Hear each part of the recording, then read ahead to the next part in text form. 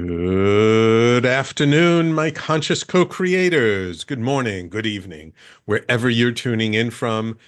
Welcome to the Conscious Consultant Hour, Awakening Humanity. I am very, very pleased, as always, that you are here with me today. We've got a wonderful show in store for you with a fascinating woman who wrote a great book about a wonderful person, her husband.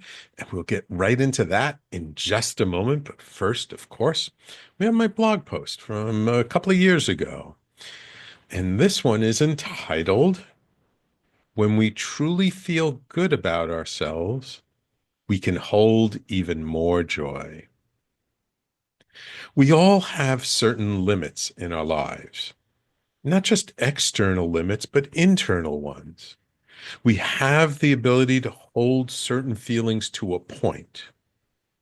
Often, we think that challenging feelings are harder to hold, yet the same can be said of the enjoyable feelings.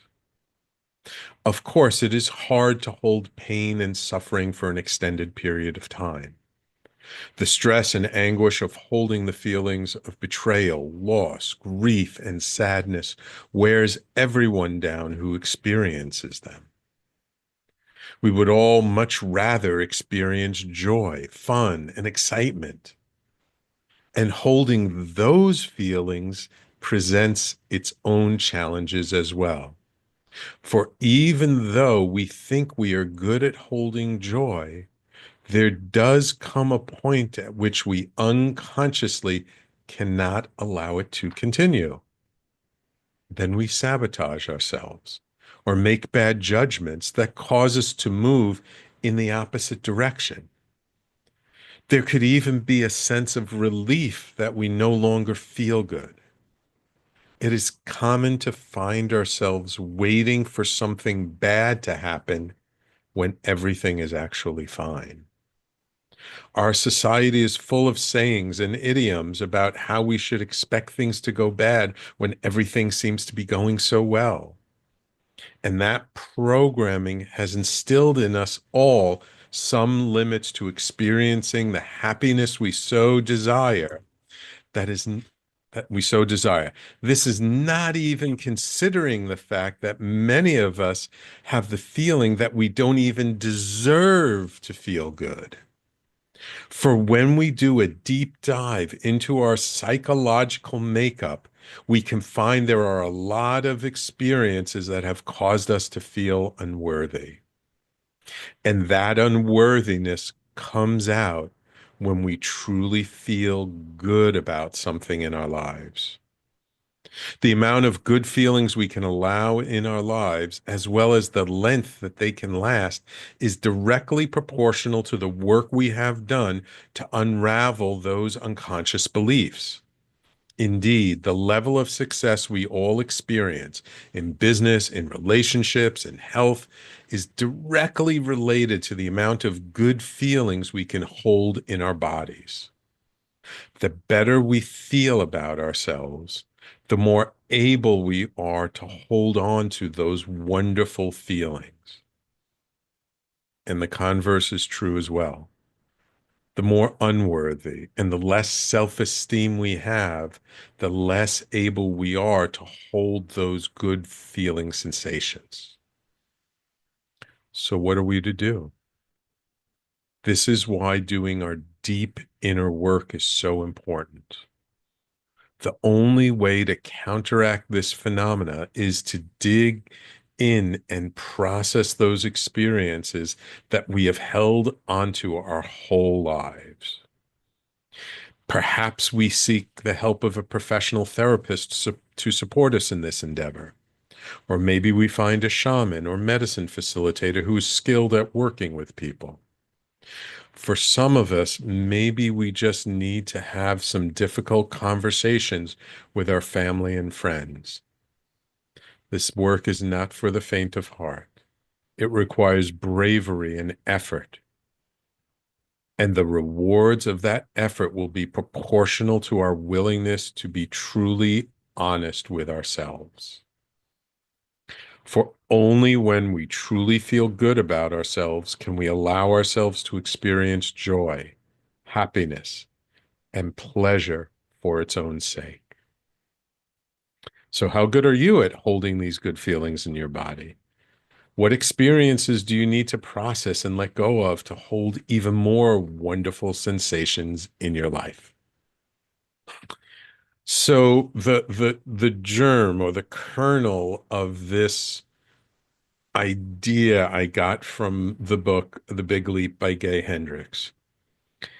Um, and it's been a while since I've read the book, but the idea behind it of how holding on to good feelings is actually challenging for many of us has always sort of stuck with me. And as I work with people and as I experience people, I see that a lot of people have actually a very hard time feeling good when they've been feeling crappy for so much of their life. And I even reflect this myself. I mean, I'm the pot calling the kettle black. Like I can have a hard time holding on to those good feelings without doing something that causes me to feel like, oh, I shouldn't have done that. Oh, that was silly. That was stupid. We all do. And I guess I wrote this blog post because I just wanted to remind people and to highlight and to really get into the fact that it can be hard to feel good. And that's normal. That's common. And when we want to shift and change that in our life, that's when we really got to dig in and do our deep work. That's when we can really dive into why don't we feel good about ourselves? Sometimes we don't even want to admit that we don't feel good about ourselves. So sometimes it's just coming to that recognition. So at least if we can be truly, deeply honest with ourselves, then we can begin the path of healing. Then we can step on that path of like, okay, I'm going to feel worse before I feel better. But once I've processed these challenging emotions and feelings, then we have more space and then we can actually do a bit more and feel better. So I guess I just relate this one to pose a question to all of you who are listening. And to maybe if you're open to this exercise for the next week, like just see like how often do you feel good for no reason at all? And if something happens and you're in a great feeling state, how long can you hold on to it? Is it a minute, 5 minutes, 10 minutes, a half hour, an hour, a day, 2, 3 days, a week?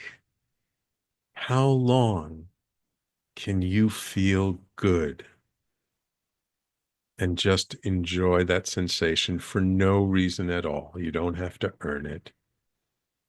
Just be it. So that's my blog post for this week.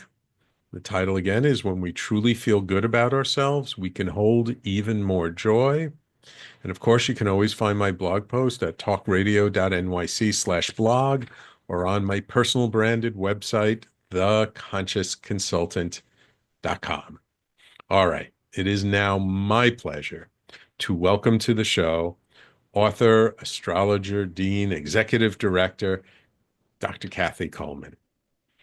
Cathy was Ralph Metzner's wife for 31 years.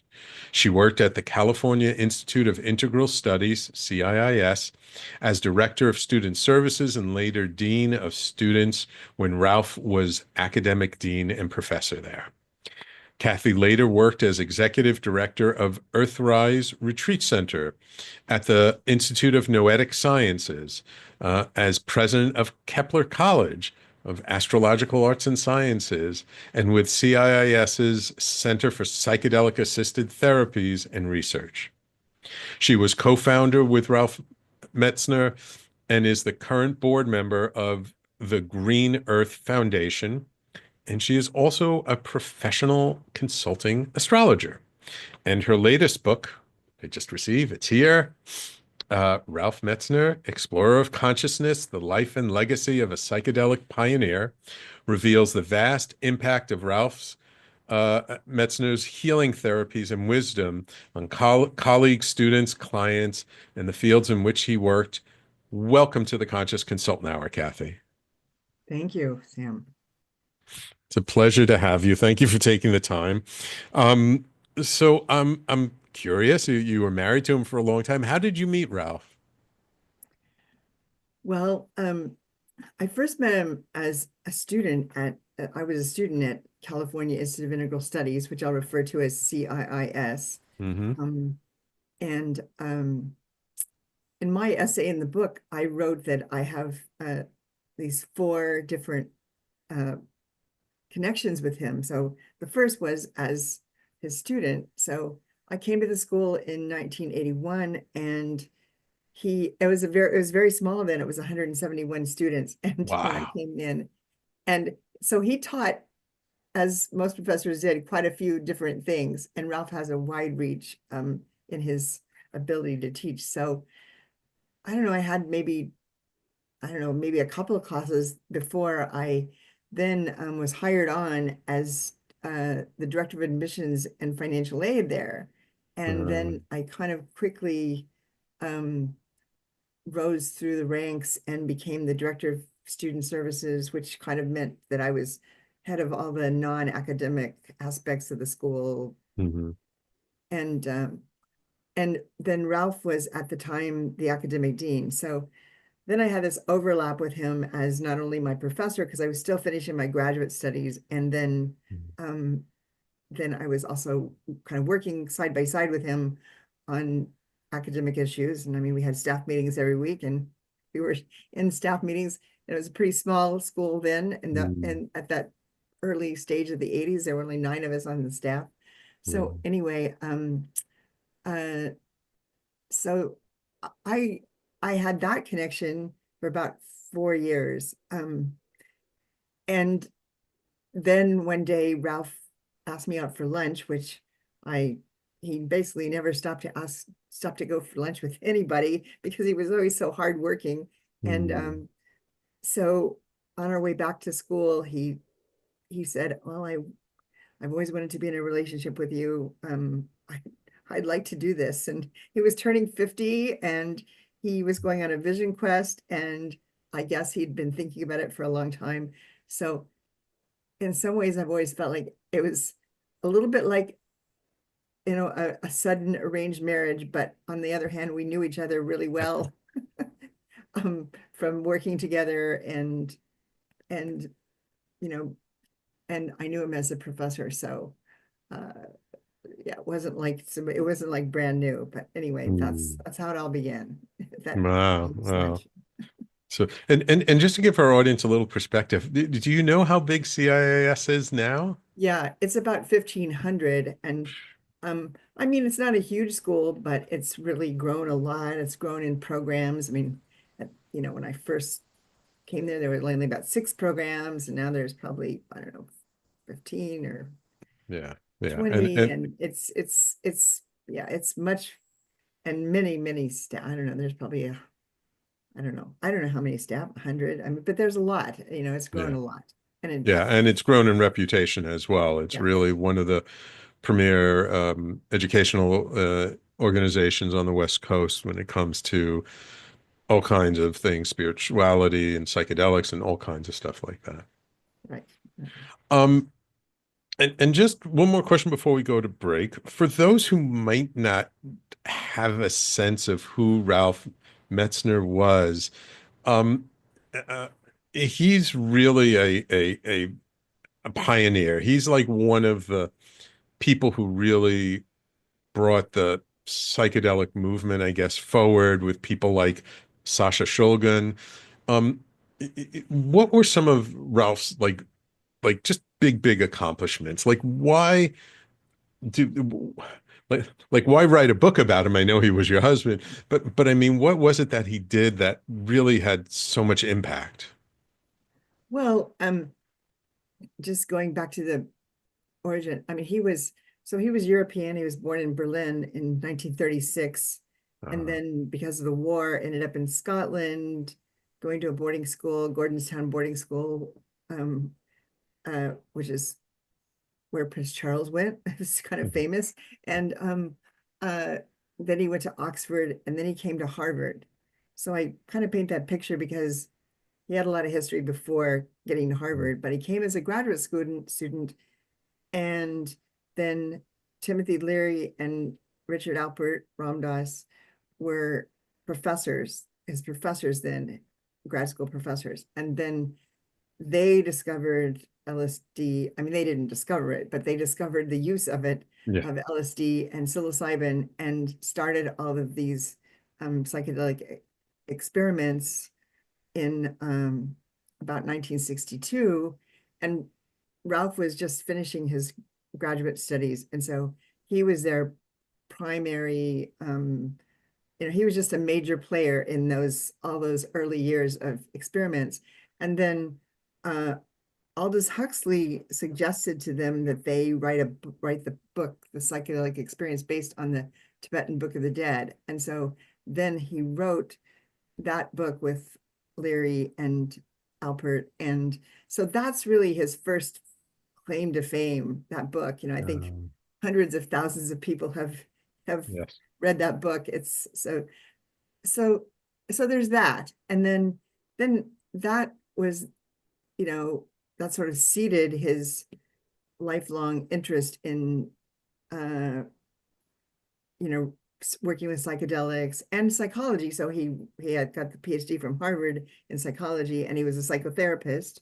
Mhm. And then he also, loved writing. That might have been his favorite thing to do. He wrote 24 books when he was, I mean, the psychedelic experience being the first one. And then so he's well known as an author. Some psychedelic books, um, one on European mythology, one on green psychology. So he's kind of a Mm. pioneer also in eco psychology, and which he preferred to call green psychology. And then one of his early books was called Maps of Consciousness. So he wrote about the I Yeah. Ching, the Tarot, actualism, which is Agni Yoga, which is a light work meditation. And um, so he had many different uh, areas. And one of the things that people kind of marvel about him is because he had such vast knowledge of Eastern and Mhm. Western Mhm. systems of thought and uh, history and mythology and psychedelics and astrology, all these things. He was able to weave all of this into everything he did. And Wow. it really made everything very rich, his teachings, his lectures, his research work, Right. and all. Because he had such a good handle on so many different disciplines, and he could also like bring it in together and interrelate them. All Right. right, wonderful. We got to take our first break. When we come back, let's talk about the book a bit more and about Ralph and sort of what the book reveals about Ralph, maybe that most people don't know. Okay. Yeah. All right. Thank you so much, Dr. Coleman. Yeah. All right, everyone, please stay tuned. You're listening to the Conscious Consultant Hour, Awakening Humanity. We do this every Thursday, 12 noon to 1 p.m. Eastern Time, right here on talkradio.nyc and all over social media. And we're speaking this hour with Dr. Cathy Coleman, author of the book, Ralph Metzner, Explorer of Consciousness. And we'll be right back after these messages. Are you a conscious co creator? Are you on a quest to raise your vibration and your consciousness? I'm Sam Leibowitz, your conscious consultant, and on my show, The Conscious Consultant Hour Awakening Humanity, we will touch upon all these topics and more. Listen live at our new time on Thursdays at 12 noon Eastern Time. That's The Conscious Consultant Hour Awakening Humanity, Thursdays 12 noon on talkradio.nyc. Are you a high-achieving, growth-oriented leader? Are you interested in developing your authentic leadership while creating a healthy, inclusive workplace? Hi, I'm Dr. Mira Brancu, host of The Hard Skills on talkradio.nyc at 5 p.m. Eastern on Tuesdays, where we discuss how leaders develop the hard skills needed to make a greater impact. We interview experts, have live coaching, and tackle these challenges. Listen to The Hard Skills on Tuesday at 5 p.m. Eastern on talkradio.nyc. You're listening to Talk Radio NYC. Uplift, educate, empower.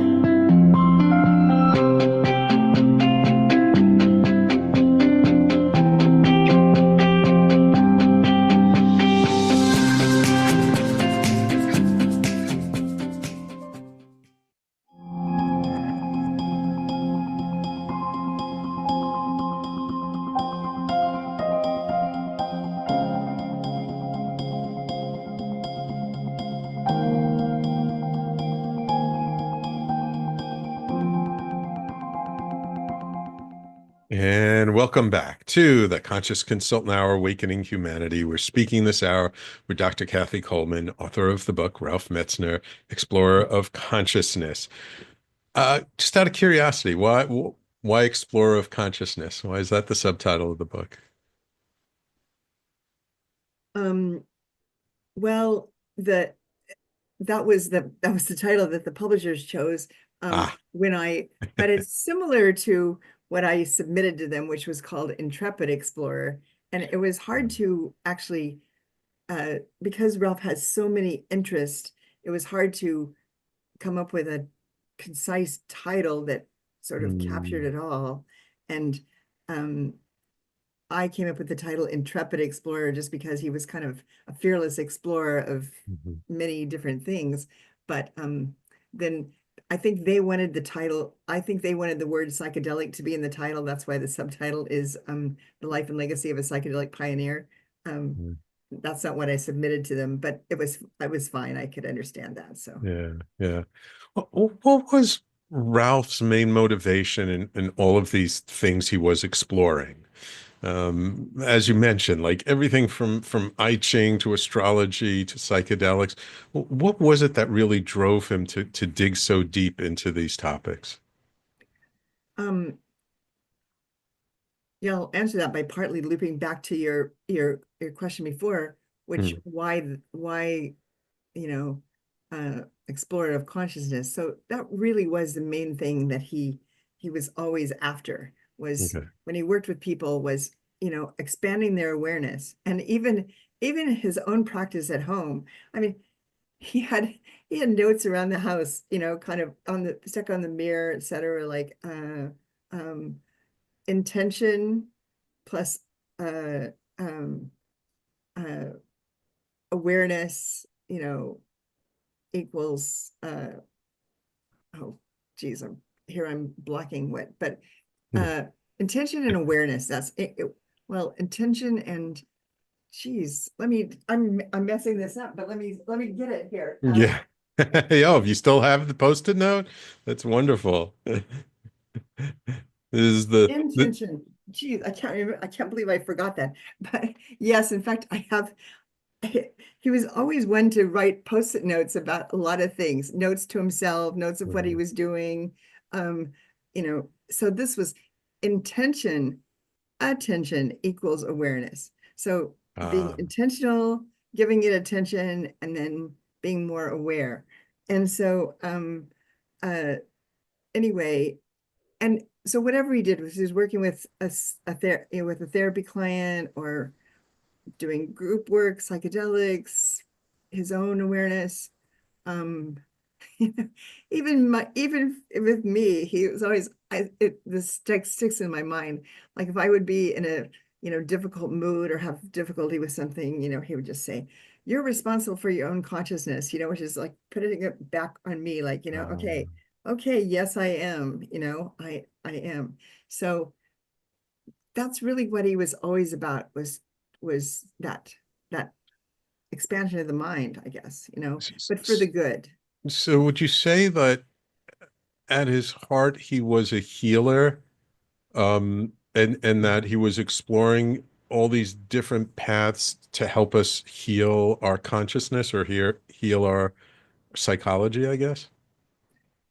Yeah, I think so. I mean, he was always after, he would do a lot of work with people around their, you know, ancestors and Hmm. their sort of baggage and their shadows and their difficulties, and at the same time, projected into the future. I mean, he was really always helping people live a better life, in a way. I mean, And by greater awareness. and I'm curious, there were a lot of people around Timothy Leary and Alpert around that time in Harvard.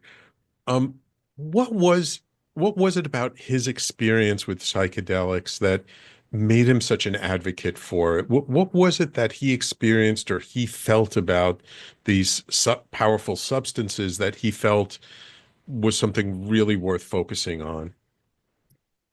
Well, he described that the first to me, just in person, that the first time he had a psychedelic experience, that it just kind of blew his mind, so to speak. We hear that, but it really shifted his worldview. And I think he Mm, had come from,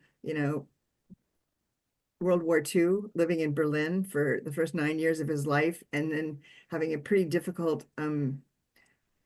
teenage years. His parents were, they were split because of the war. His mother was Scottish, his father was German. mm, The mother went to Scotland after the war with the three sons. Then he went to boarding school. He was not with his family, mm, really, except on breaks, all of his teenage years. And some of it, I mean, his father was a well-to-do businessman before the war, but lost everything. And so, mm, they experienced great poverty. And so he'd come from this kind of dark, terrible, difficult childhood in a way, even though he had great parents, who were, mm, but uh, I think just getting to the United States and being in, and having this experience just really opened him wide, and he mm, saw that potential for everyone. mm. And A- And when you met him, I mean, he was already deep into this. Um, was there anything about the psychedelic work that in the beginning you were nervous about, or you were a little put off by, or were you just open and ready for it when it was introduced to you? that's a really good question for me, because I was just a girl from Missouri, from a small town in Missouri, born in the 50s. You know, my parents were teetotalers. I mean, it's a pretty teetotalers, but very open in a certain other way. Um, Mm, and I didn't know anything about psychedelics before I moved to California, before I came to mhm, graduate school here.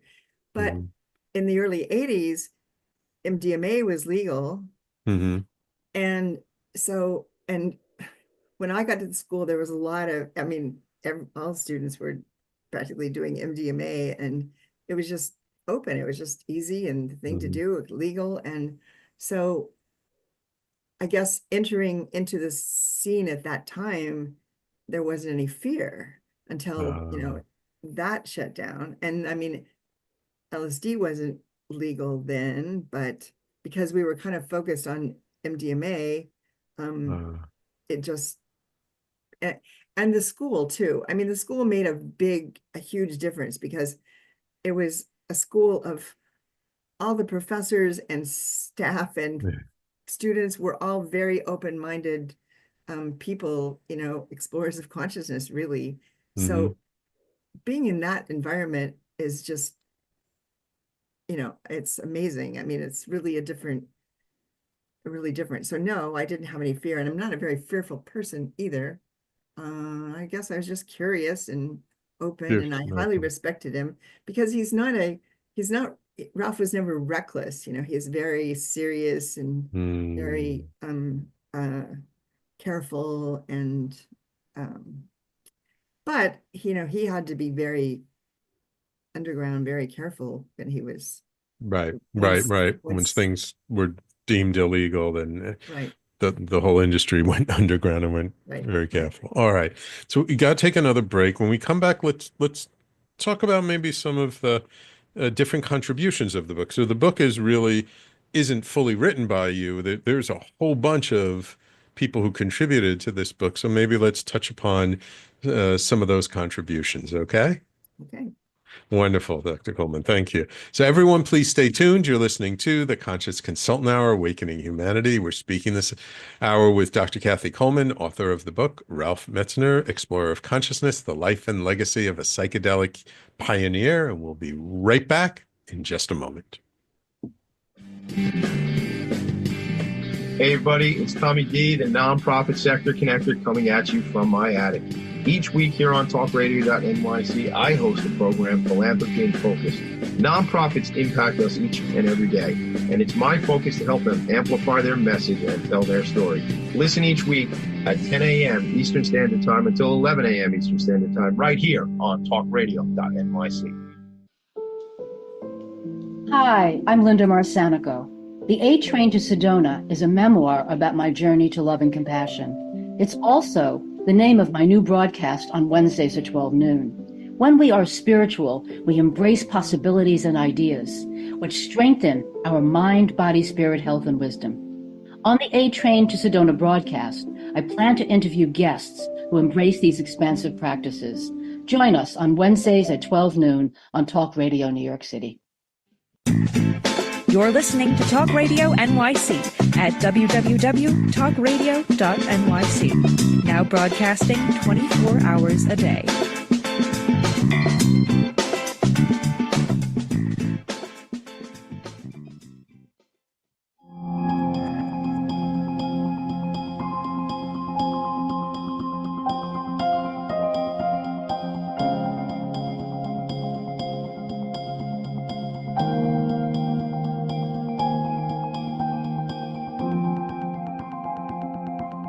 So, Dr. Coleman, I mean, you kind of this book, uh, uh, Ralph Metzner, Explorer of Consciousness. It's really a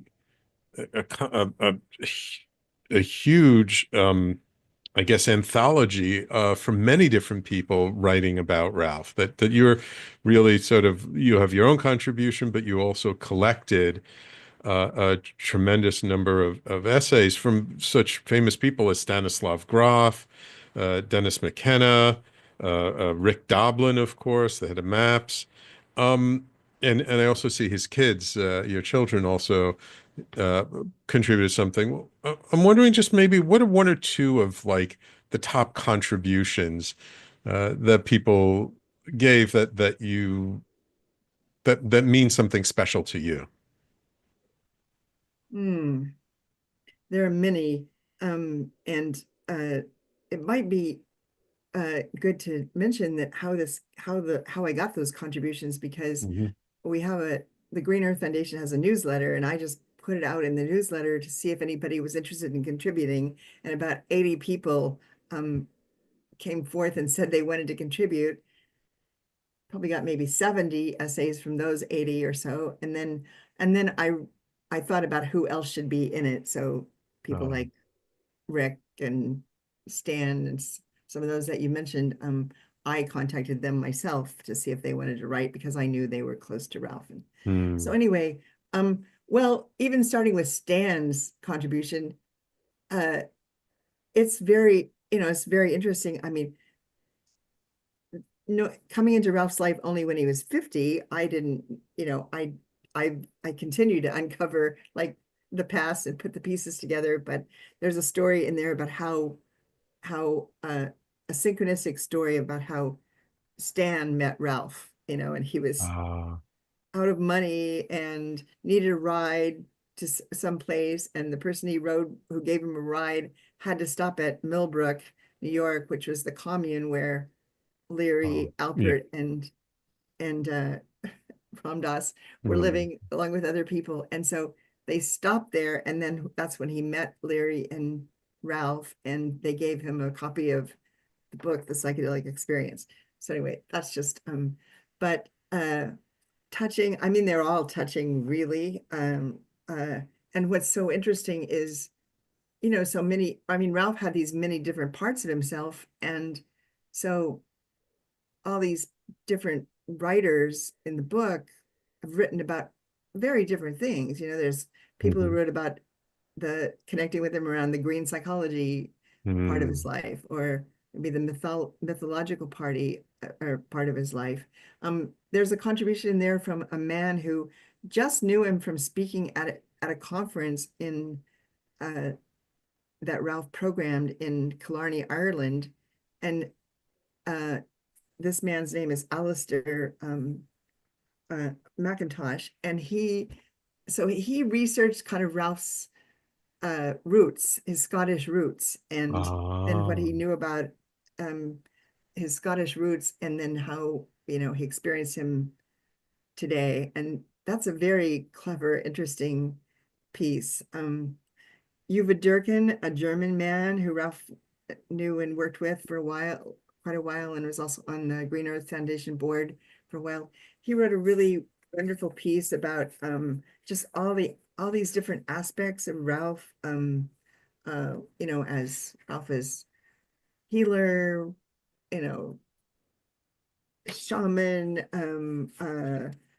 scholar, mentor, and even friend, So he kind of Mm. covered this whole vast aspect of Ralph that he experienced, and that's really beautiful. Mm. I Oh, love the contribution from Michael Flanagan, who was Ralph's assistant at CIIS for many years, and he's quite a scholar himself. And mm. the title of his contribution is Ralph's Animation of the Academy, which really is what Ralph did at CIIS. He brought so many new ideas and new programs, and people working on the cutting edge of different things, and to CIS, and really changed it. So that contribution is special, but really there's not one, and there's 27 essays that didn't make it into the book just because of space. Mm-hmm. They're posted on the Green Earth Foundation website, greenearthfoundation.org. And Okay. so all these essays are pretty pithy and, interesting, really. And I mean, there's so many in here. How many essays are there in here 60 are altogether? in the book, 60 essays. 60. Wow. And so how did you organize this? Like that's a lot of information to organize. Well, I had it organized uh, similar to this, but then the editors at Inner Traditions slightly tweaked that, and I like their tweaking even Mhm. better. But I kind of organize it by, academic, scholarly, um, uh, colleagues, and then, I mean, the early years. There's an essay by his younger brother, writing Um, about. It's called The Unusual Second Son, mhm. who was Ralph, and then artist, because Ralph was big on kind of fostering people's artistic endeavors. Mhm. And Ralph was pretty artistic himself. I mean, he took up piano, or he learned it as a child, but then he retook it up when he was 60 years old, and wrote some songs and did a couple of albums. And so he was pretty creative himself. So there was a creative section, and but one thing I didn't have in the original list, I had these people in other categories, was there's actually a section on death and dying here. It's Mhm. called Death, Conscious Dying, and the Afterlife, because Ralph was very big on using consciousness and psychedelics to prepare for death and Oh. and to, you know, become comfortable with death. And of course, that's the psychedelic experience is based on that, based on the you know, a interpretation of this Tibetan Book of the Dead. And so anyway, there's about 5 essays in that section.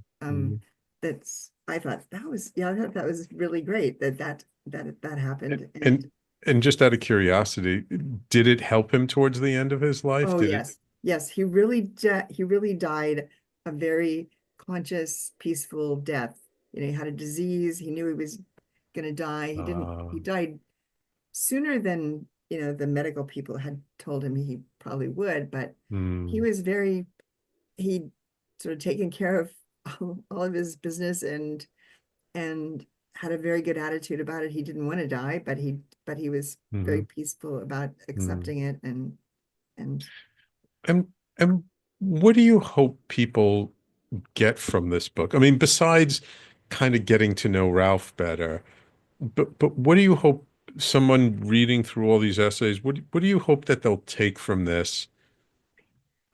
That's a really good question. But I think it would be inspiration to, you know, inspiration to live your, you know, to live your best life, you know. And I think what's inspiring about it is there's so many different parts of it. And there's simple things. Like one story I love in there was Ralph just there's a woman, an Chellis Glendinning, who's an author who lives in Bolivia. She put out a newsletter. He responded to it. They ended up having a pen pal relationship, and he would send her teas from America. She would send him coca candies from Bolivia.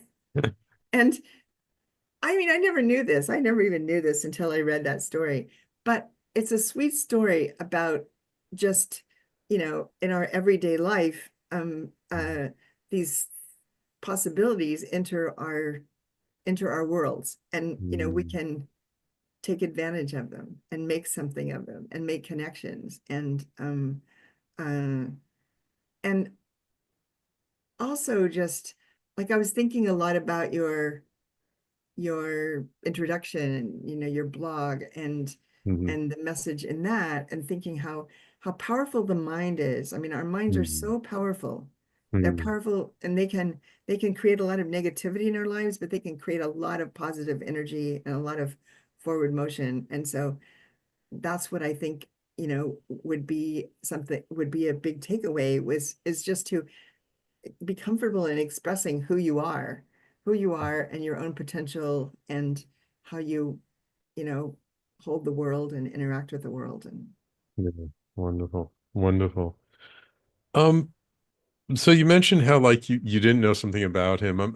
In that you learned from that particular essay. Was there anything in collecting these stories and reading them that surprised you that you didn't know about him that just kind of made you go, "Oh, really?"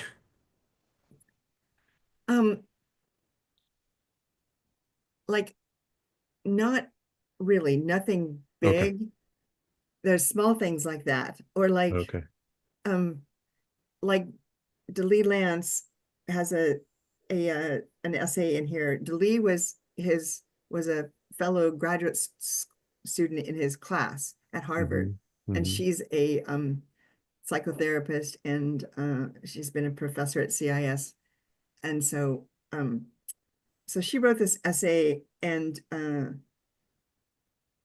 in there she said she'd overheard this conversation that the faculty were making in their program, and they were saying, oh, Ralph Metzner is the, you know, smartest graduate student in the class, and the other professor said, no, Ralph is the smartest graduate student that's ever come through this program. So it's Wow. like that kind of thing, kind of, I go, wow, that kind of blew my mind. But at the same time, I knew he was really smart, and he's just he's got a, you know, such a drive for knowledge. So, and I would say the one thing, Ralph really included me so much in his life. All these people, almost all the people in the book I know personally, because Oh, he, just people he worked with, people he met along the way, his friends, he just would draw me into the circle. So right, right. it's, I mean, with him dying, I realized what an incredible gift that was, that Mm, I still have relationships with all these people, which of course I tended and fostered as well, um, but it's really a gift. So no, nothing really, but then, there's small things like that yeah, that gotcha, gotcha. Wonderful, wonderful. Um, okay, we've got one last break to take. When we come back, let's just talk about some of the other things like the Green Earth Foundation, what's that all about? And and maybe we'll touch upon some of the astrological stuff a little bit, okay? Wonderful. So everyone, please stay tuned. You're listening to the Conscious Consultant Hour, Awakening Humanity. We've been speaking this hour with Dr. Cathy Coleman, author of the book, Ralph Metzner, Explorer of Consciousness, and we'll be right back to finish up our interview. Stay with us. Were you an essential worker during the pandemic? If you needed to learn stages of epilepsy, did you depend on advocates? Did you use new innovations to cope with mental and neurological issues? Maintaining high quality of life and keeping good mental health are what we all strive for.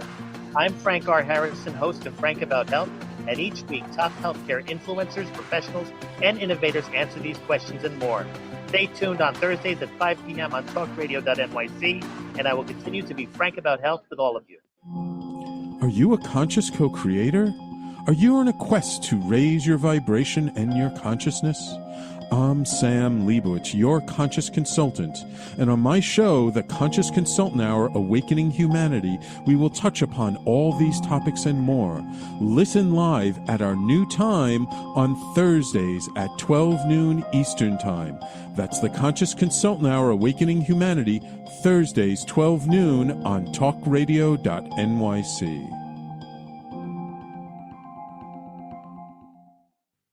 You're listening to Talk Radio NYC at www.talkradio.nyc. Now broadcasting 24 hours a day.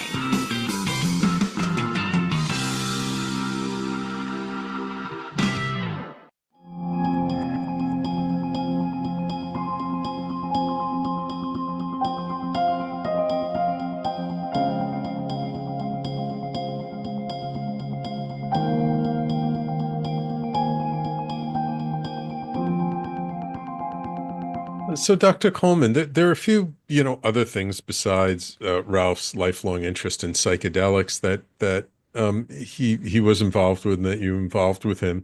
One of them being the Green Earth Foundation. So you mentioned it before. What exactly is that foundation all about? Well, basically, it was a publishing arm for Ralph's work. Ah, Um, Now, in the early days, we founded it in 1989, shortly after we got married. And, mhm, you know, it's very, I mean, his name for it, Green Earth, it's really a lot of who he was about, because he really did care about, um, the planet. mhm. He was very early on to, you know, our problems with environment, global warming, and so he had a newsletter for many years, and he would just publish various things of interest about, sort of psychology related to psychology, the planet, consciousness, ecology. Um, and then at some point, the newsletter kind of, evolved into just going to the website and not publishing the well, and then of course just a newsletter that he would send out to all of the people on his list rather than a paper copy. But also it just served as kind of he had a board, and it served as a vehicle for his publications. And maybe one of the major things that came out of it was his board were constantly trying to get him to actually write about his all of his knowledge about psychedelics all these years. And so Ah, one of the last books he wrote was a book called Allies for Awakening. mhm. And Allies for Awakening is about sort of everything he knew about psychedelics, from, how to do, ceremonies and the work and dosages and Oh. all the pharmacology and etc. So basically everybody who reads that book loves that book. It is a great contribution to the field. And Mm. um and and he would have never written that book if it hadn't been for his board really Kind of pushing pushing him him towards to it. Yeah. to do it. I mean, I was there to witness the day he goes, okay, okay. Wonderful, wonderful. I'll have to check that one out. Um, and um, and I'm just curious about EarthRise Retreat, which was part of the Institute for Noetic Sciences. It was started by Edgar Mitchell, right? Right, right. I mean, they actually sold the property in the institute called, we call Ion, refer to Ions. Ions, yeah. They sold the property about about 4 years ago, maybe. So there's no Um, longer a retreat center there. The Institute of Noetic Sciences does still exist, and they still yeah. do research, but just in a small office, and they have a cube and research staff. And Gotcha, gotcha. And I mean, it's a big part of your life and was part of his life, this whole endeavor into astrology. What sort of brought this fascination or this desire front and center? And I have a very deep appreciation for it. We used to have a gentleman on our network, Monty Taylor, who was a Jungian astrologer, and he used to talk about astrology in such depth because you'd bring in the archetypes and the myths and the ancient Greek myths it was based on, and it just made it so alive for me. What was it for Ralph and for yourself that brought astrology so alive for you? um, well, I don't know how Ralph got into it, but I know that he did write about astrology in his book Maps of Consciousness, which was published in like 19 I think it was published in 1974. I know he was working on it in the Wow. early 70s. So it's real, and it's been republished. We recently republished that book, and Okay. great chapters, great overviews of astrology. And um so he was really pretty early on. Somehow he bumped into it. And I think just because Ralph Ralph was so open to everything beyond ordinary reality that Mm, astrology just resonated with him. Then mm, and my interests came from my younger brother actually kind of introduced me to sun sign astrology.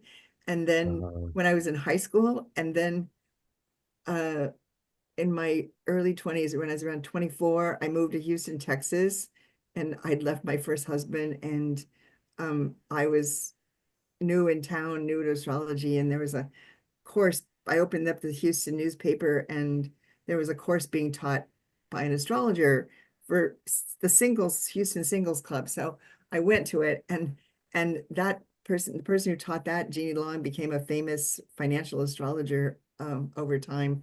But that was my introduction, and I really gravitated toward it. And I just studied it then for all these years since I was about 24. Um, mm, and first it was just a hobby, and then it just became a profession now. And it's kind of my main thing. I mean, I'm very advanced. I have all the testing and all this. mm, I'm actually head of the Professional Astrologers Alliance testing and certification program.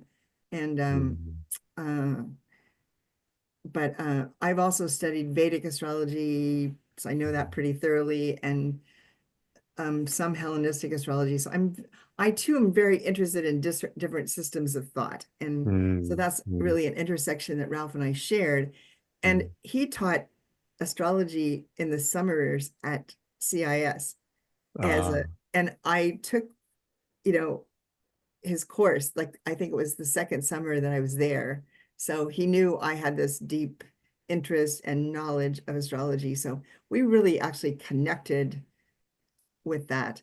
Now, he was seeing clients probably still even at the time that we got together, but once we got together, he just kind of left. He said, okay, you be the astrologer, I'll be the psychologist. And so Gotcha. so he didn't take it as far as I did on a daily basis, kind of, but So we just got a minute or two left. I'd be curious of what do you think Ralph would say about sort of the current state of the psychedelic industry? You know, with MAPS, they got turned down on their phase 3 clinical trial for MDMA, and their clinical trials coming up for psilocybin and LSD. And there's, you know, some controversy within the industry about the medicalization versus holding these substances in a more traditional or shamanic tradition. What do you think Ralph's view of all this would be? well, Ralph could hold a lot of complexity and chaos. And in a way, that was part of his magic and his worldview. And his point of view was that there's a place for it all at the table.